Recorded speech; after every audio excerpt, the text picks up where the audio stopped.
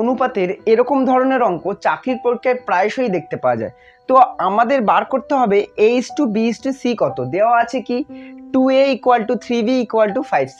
তো নর্মাল নিয়মে যদি আমরা করি তাহলে কিন্তু আমাদের অনেকটা সময় লাগবে। কেন?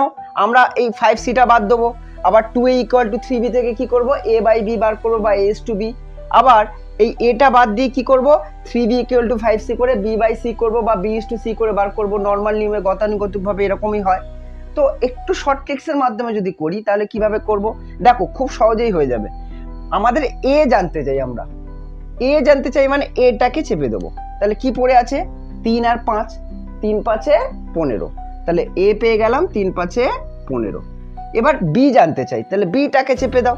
তাহলে কি পড়ে আছে এই 2 আর 5 পড়ে আছে, 5 দুগুণে 10।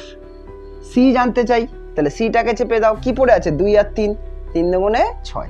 তাহলে খুব সহজেই আমরা পেয়ে গেলাম A:B:C কত 15:10:6।